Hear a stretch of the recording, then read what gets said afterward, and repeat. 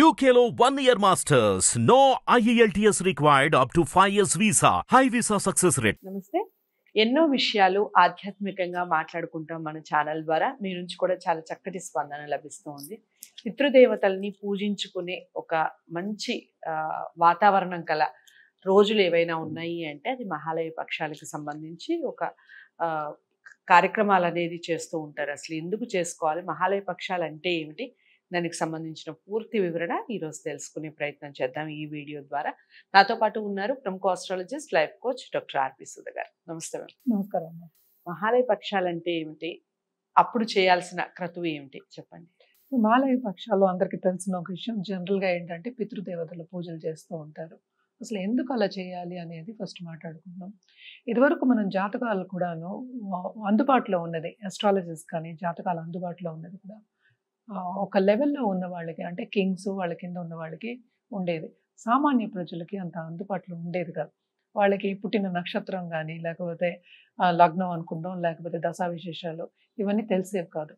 So అప్పుడు ఎవరైనా వాళ్ళ ఇళ్లలో పోయినప్పుడు యూజువల్గా ఏంటంటే ఒక అమావాస్య రోజు, ఎందుకంటే అమావాస్య మొత్తం చీకటిగా ఉంటుంది కనుక, వెలుగు లేదు కనుక, సో అలాగా ఇంట్లో జరిగింది కనుక, సో పోయింది వెలుగు పోయింది కనుక ఇంట్లోంచి, అంటే పోయారు ఎవరు అన్నప్పుడు ఒక అమావాస్య రోజు చేసుకోమని అసైన్ చేసి పెట్టారన్నమాట.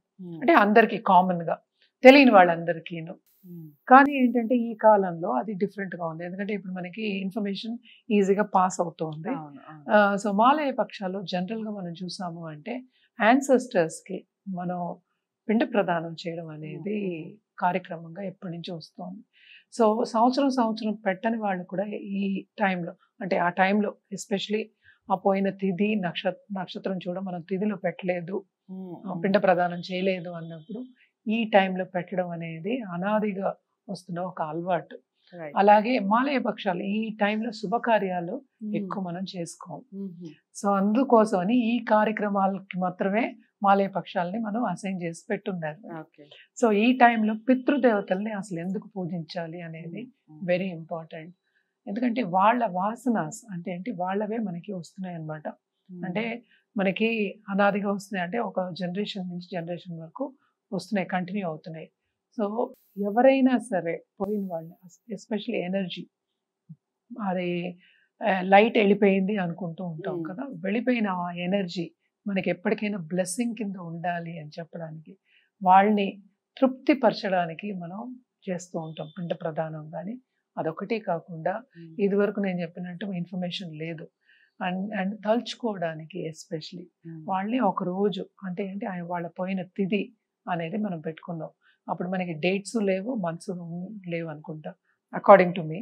సో అందుకోసం అని డేట్స్ మంత్స్ కాకుండా తిథులు ఈ నెలలో ఇలా జరిగింది అని పెట్టుకున్నారు. ఏంటి నేను చెప్పేది మన ఇంగ్లీష్ క్యాలెండర్ గురించి చెప్తున్నాను. సో ఇదివరకు అలాగే ఉండేవి క్యాలెండర్స్. సో ఈ రోజు పోయారు ఇది అని అదేంటి కొంతమందికి తెలిసేది. అందుకని మాలయ పక్షాలని సంవత్సరానికి ఒకసారి పెట్టుకొని ఆ దినాల్లో చేసుకోవడం అనేది జరుగుతుంది అన్నమాట. ఎస్పెషలీ అమావాస్య రోజు అందరూ వెళ్ళి నదుల దగ్గరికి వెళ్ళి చేసేవాళ్ళు అన్నమాట. సో మోస్ట్ ఇంపార్టెంట్ ఏంటి, యాన్సెస్టర్స్, అది ఎవరైనా సరే పూర్వీకులు, మన ఫ్యామిలీలో ఉన్న పూర్వీకులు, జనరేషన్స్, వాళ్ళని తలుచుకుని పెట్టడం, పిండ ప్రదానం పెట్టడం అనేది వెరీ వెరీ ఇంపార్టెంట్ అన్నమాట. అలాగే ఏంటంటే వాళ్ళకి ఈ మనకి ఒక ఆన్మాయిత ఉంది, ఇక్కడి నుంచి వేరే లోకాలకి వెళ్తారు, మనం రిలీజ్ చేస్తాం సోల్ని అనేది కూడా మనకు ఆన్మాయిత ఉంది. ఇవన్నీ ఏంటంటే ఇది చేసినప్పుడు, మనం కార్యక్రమం చేసినప్పుడు మనం తలుచుకుని వాళ్ళని పీస్ఫుల్గా వెళ్ళండి అని చెప్పడం అన్నమాట. వీఆర్ రిలీజింగ్ యూ అని చెప్పడానికి అన్నమాట. ఇవన్నీ చేసుకోవడం అనేది జరుగుతుంది అన్నమాట. అండ్ ఎస్పెషలీ అమావాస్య రోజు, అందులో ఏంటంటే తెలియదు ఈ టైంలో ఇలా అయింది అని తెలియనప్పుడు, ఎస్పెషలీ టైం తెలియని వాళ్ళు పెట్టుకుంటూ ఉంటారు. అలాగే ఆ టైం వాళ్ళు మీరిపోయింది, ఏదో ఒక అడ్డం వచ్చింది, చేయలేదు అన్నప్పుడు మాలయ పక్షాలు చేసుకోవడం అనేది జరుగుతూ ఉంటుంది అన్నమాట. ఇది నేను అన్నట్టు ఈ టైంలో మనకి పండగలు అవన్నీ ఏమి చెయ్యము. సో ఈ టైంలో జరుగుతూ ఉంటాయి. ఇది ఒక కార్యక్రమం ఏంటంటే పూర్వీకుని తప్పక మనం తలుచుకోవాలి. వాళ్ళు ఏంటంటే దేవుడి రూపం, దేవుళ్ళు కలిసిపోయారు అన్న ఒక మనకి ఆన్మాయితీ నమ్మకం అనేది ఉంది. సో దేవుళ్ళలో కలిసిపోయిన వాళ్ళు దేవుళ్ళే అవుతారు. సో యాన్సెస్టర్స్ కూడా మన పూర్వీకులు కూడా దేవుళ్ళు వాళ్ళు కలిసిపోయారు. వాళ్ళ బ్లెస్సింగ్స్ మనకు కావాలి. ఎస్పెషల్లీ ఎందుకంటే అన్న రూపంలో ఉంటారు. ఎందుకంటే మట్టిలోనే కలవాలి అనేది మనకి తెలిసిన ఒక విషయం. అంటే ఏంటి, మట్టితో చేసిన బొమ్మలు, అలాగే సినిమా పాటలు కూడా చాలా ఉన్నాయి అలాగా. సో మనం ఏంటంటే మట్టితో చేసిన వాళ్ళే, అంటే ఈ 5 పంచభూతాలతో చేసిన వాళ్ళం అనేది ఒక నమ్మకం అన్నమాట. సో అందుకోసమని ఈ మాలయ పక్షాల్లో, ఎస్పెషలీ మాలయ పక్షంలో అమావాస్య అనేది ప్రాముఖ్యత పొందిందనమాట.